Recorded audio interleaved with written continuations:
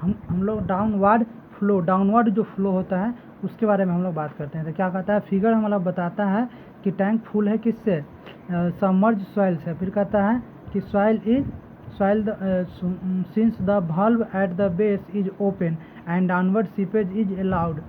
इससे पहले जो हम लोग देखे थे यहाँ पे, ये प्रीवियस लेक्चर में, यहाँ पे क्या था कि डाउनवर्ड फ्लो अकर नहीं हो रहा था। वल्व क्या था, वल्व हमारा क्लोज है और नो सीपेज विल अकर, यहाँ पे सीपेज अकर नहीं हो रहा था। और यहाँ देख लेते हैं हम लोग, यहाँ पे हम लोग का क्या है, वल्व क्या है, ओपन है। वल्व हमारा ओपन है बेस के पास, इसीलिए डाउनवर्ड सीपेज फ्लो हो रहा है और downward seepage increase the effective stress.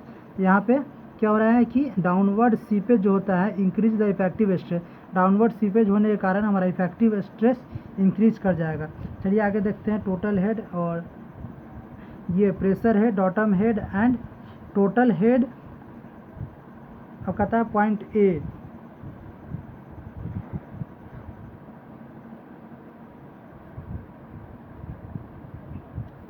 Point A देख लीजिए कहाँ है, पॉइंट ए यहाँ पे है, वाटर टेबल यहाँ पे लगा हुआ है, ठीक, और डाउनवर्ड फ्लो हो रहा है।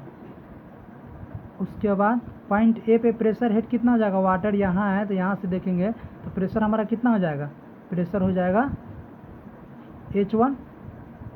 प्रेशर हेड कितना हो जाएगा, H1 है, ठीक, H1 है। और उसके बाद कहते हैं प्रेशर के बाद देखता है क्या चीज़, बॉटम हेड। तो बॉटम हेड कितना हो जाएगा, यहाँ से नीचे से डिस्टेंस h, यहाँ डिस्टेंस h हो गया।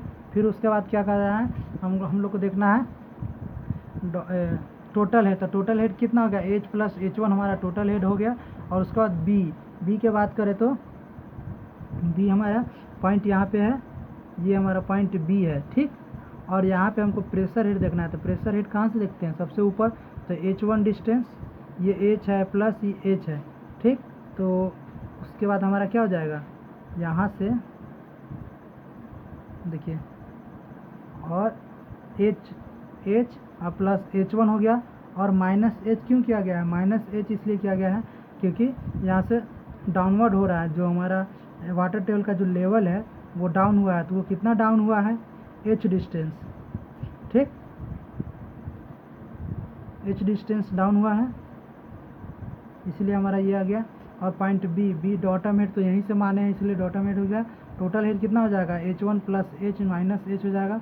और पॉइंट सी की बात करते हैं। तो पॉइंट सी यहाँ है, तो पॉइंट सी के लिए H1 pressure head plus h minus Z हो गया। यहाँ से तो H1 इंटू जेड होना चाहिए। तो H1 प्लस जेड और माइनस आई जेड कहाँ से आया, ये H1 फिर जेड, ये डिस्टेंस जेड हो गया। और माइनस आई जेड कहाँ से आ गया, ये मेरे को, अच्छा इसके बारे में मैं बाद में बता दूंगा, अभी मुझे ख्याल नहीं आ रहा है, ठीक। इसका कंसेप्ट क्या है आई जेड का, ठीक है भाई। उसके बाद बॉटम हेड। तो बॉटम हेड क्या हो जाएगा, जेड, बॉटम हेड तो नीचे से लिखते हैं, तो जेड और minus Z, sorry h into minus Z कर देंगे तो क्या आ जाएगा, माइनस जेड। और टोटल जोड़ना है, ऐड करना है ना टोटल में। तो H1 ये और ये कैंसिल हो जाएगा, h plus H1 two minus i into z, ठीक। आई है हमारा हाइड्रोलिक ग्रेडियंट, आई क्या है, हाइड्रोलिक ग्रेडियंट।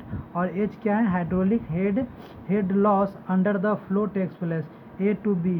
हमारा जो A था और B था, यहाँ से तो वाटर फ्लो हो रहा है, तो यहाँ पे वाटर टेबल के कारण जो हमारा है कितना फ्लो हुआ है, ठीक। लेंथ हमारा h ये है और h हाइट यहाँ से फॉल हुआ है, ठीक। ये तो हमारा I का वैल्यू क्या होगा, change in length by original जो इसका ये हाइट है, तो I h बाई आई यही है, I इंटू जेड। यहाँ तक समझ गया, यहाँ तक समझ गए, ठीक। उसके बाद आगे चलते हैं हम लोग। और I का वैल्यू देख लीजिए h बाई जेड। और उसके बाद हमारा क्या है, फिर कहता है the total vertical stress at the any point in a soil mass is due to submerge bed. क्या बोलता है वर्टिकल जो हमारा टोटल वर्टिकल स्ट्रेस है द पॉइंट सबमर्ज मास, ठीक। Seepage pressure depending upon the direction of flow. Total vertical stress at any point in a soil mass is due to submerge bed क्या होता है, किस पे depend करता है, seepage पर, सीपेज प्रेशर पे डिपेंड करता है, सीपेज का फ्लो अपवार्ड है या किस पे, upward, upon the direction, upward नहीं, upon the direction of flow, direction of flow पर हमारा डिपेंड करता है ड्यू टू द, ठीक। उसके बाद क्या बोलता है, उसके बाद कहता है कि total stress for water pressure and effective stress are tabulated below, ठीक। टोटल स्ट्रेस, फिर हम देखते हैं total stress for water pressure और इफेक्टिव स्ट्रेस देख रहे हैं, ठीक। तो यहाँ पे H1 इसका सबका तो हम लोग हाइट कैलकुलेट कर ही लिए थे। अब जहाँ सबमर्ज है वहाँ पे गामा सिचुएटेड कर देंगे, और जहाँ सबमर्ज नहीं सिर्फ वाटर है तो वहाँ गामा यूनिट वेट कर देंगे, ठीक। जो ऊपर हाइट था उसी हाइट के अनुसार, ठीक है। यहाँ तक क्लियर। तो variation of sigma you in the shown in the figure, अब ऊपर फिगर जो हमारा दिया हुआ था देखिए, आप बनाने के बाद जो ग्राफ प्लॉट कीजिएगा तो इस तरह का ग्राफ बनेगा, ठीक है। यहाँ तक, और फिर कर रहा है अपवर्ड फ्लो, अभी तक हमारा क्या फ्लो हो रहा था, अभी तक अब अपवर्ड फ्लो आप कर यहाँ तक कर रहा था कि अभी तक हम लोग पीछे क्वेश्चन में देखे थे डाउनवर्ड फ्लो था, अपवर्ड फ्लो हो रहा है। हम देख लीजिए इसमें हमारा क्या है कंसेप्ट, ये फिगर देखिए पहले, ठीक। फिगर एडजस्ट करना है, ये फिगर देख लीजिए, जस्ट सेम है फिगर, पहले जो था जहाँ ए है, बी है, ए बी सी सब सेम जगह है, हाइट उतना ही था, इतना ही है, ठीक। अब हम लोग क्या करते हैं इसमें,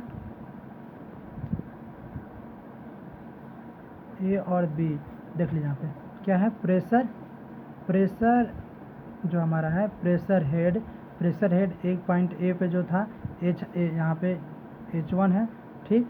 और बी पे क्या है, डॉटम हेड यहाँ से नीचे से कितना होगा, H है, ठीक है। टोटल हेड कितना हो जाएगा, यहाँ से टोटल हेड होगा H1 into H1 plus H, ठीक। और बात हम बी के लिए करते हैं, तो बी के लिए कितना हो जाएगा, देखिए H1 प्लस H और प्लस H, तो प्लस H किस लिए, क्योंकि पॉइंट जो ये हमारा बी है इससे और ए से देखिए कितना यहाँ पे H हाइट तक अपवर्ड हुआ है, यहाँ जो पॉइंट हमारा H हाइट तक ऊपर राइज किया वाटर टेबल, क्योंकि ऊपर फ्लो कर रहा है वाटर, तो इसीलिए H हाइट हमारा ऊपर राइज किया है, देखिए H हाइट हमारा क्या किया, राइज किया है, तो इसीलिए क्या बढ़ गया यहाँ पे H1, ठीक। H बढ़ गया, और फिर डॉटम हेड तो हम बी पर से ही काउंट कर रहे हैं, इसीलिए ये 0 हो गया। और फिर बात करता है टोटल हेड, तो टोटल हेड सेम हो जाएगा प्रेशर हेड के। उसके बाद करता है जब हम लोग सी पर सी पॉइंट पे बात करते हैं, देखिए सी के लिए क्या है, ठीक। सी के लिए जो हमारा पॉइंट है सी इक्वल टू क्या, सी यहाँ पे है हमारा सी पर, और ऊपर से H1 आ जाएगा, और फिर क्या H minus Z, Z H plus फिर आई इंटू जेड, यहाँ से देख लीजिए चेंज जो हुआ है आई इंटू जेड। उसके बाद जेड माइनस एच और H1 प्लस H प्लस आई इंटू जेड, ठीक है। यहाँ तक क्लियर है। फिर कहते हैं हम लोग देख लेते हैं प्रेशर, आप सबका डिस्टेंस निकाल लिए ना, ठीक। और यहाँ पे गामा W इंटू H1, फिर यहाँ pressure gamma W into H1, total stress और वाटर, ठीक। दोनों को माइनस करेंगे तो कितना आ जाएगा, 0।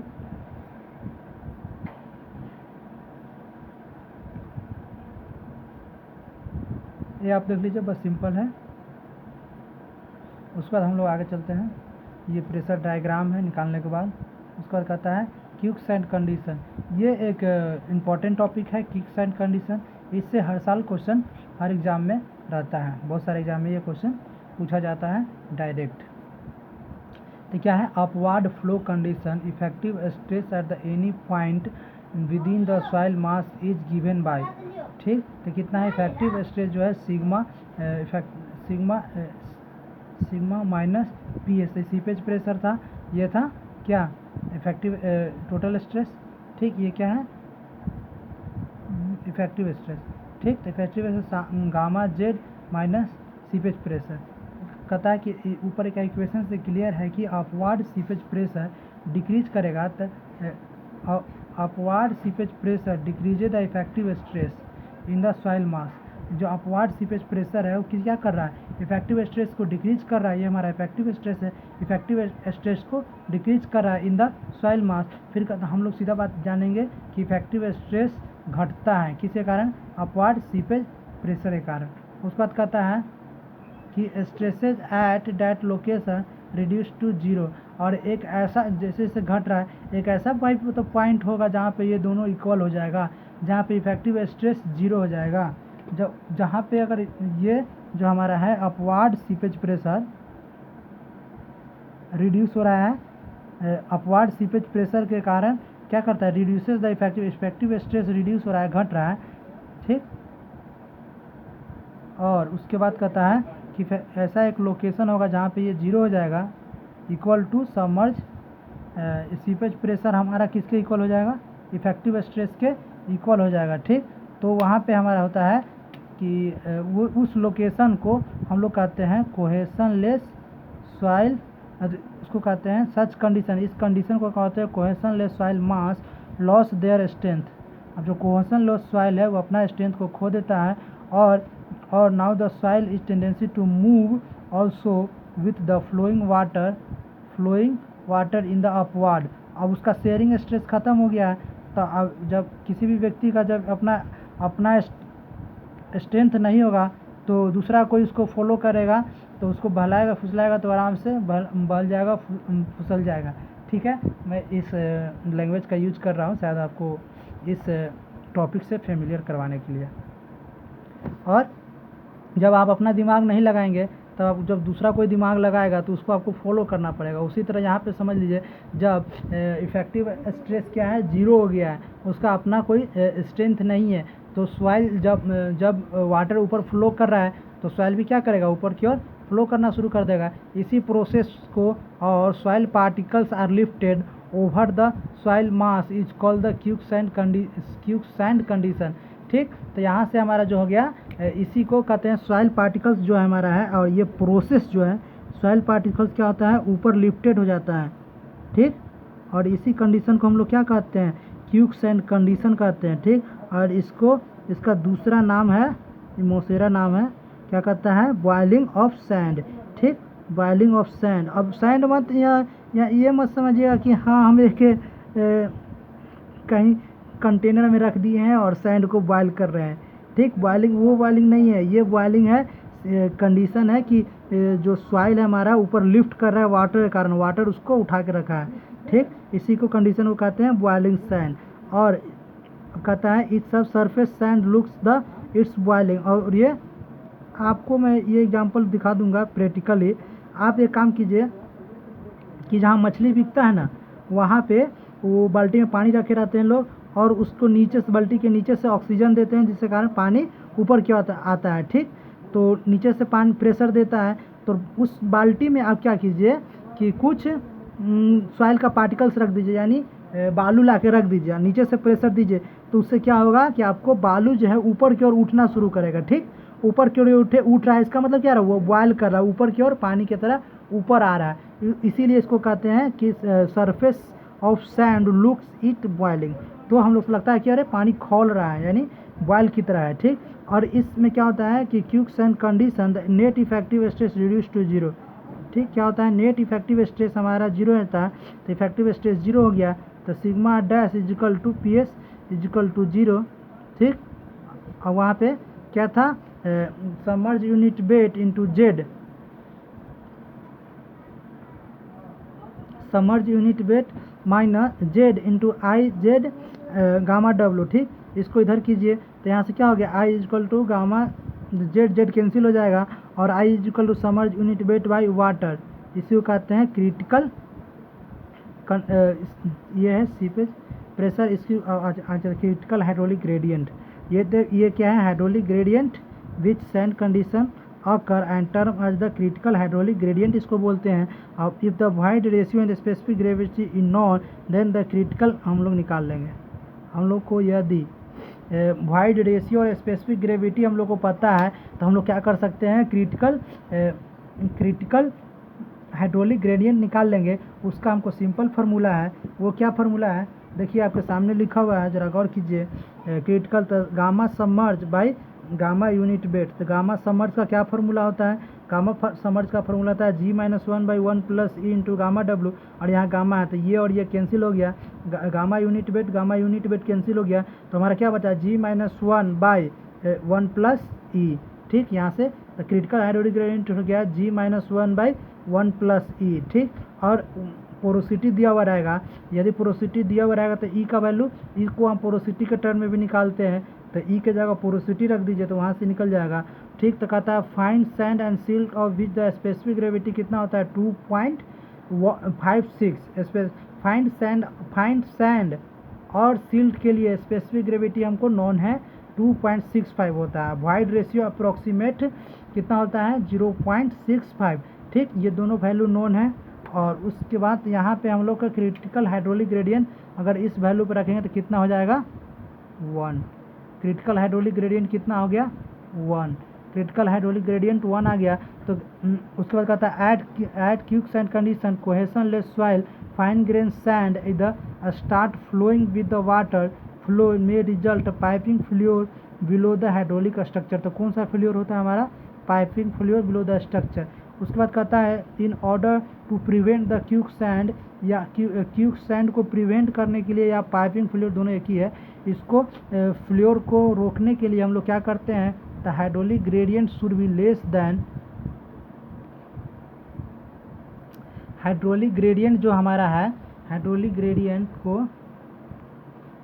Gradient less than the critical hydraulic gradient, यानी कि क्रिटिकल हाइड्रोलिक ग्रेडियंट 1 है, यानी 1 से हम लोग कम रखेंगे।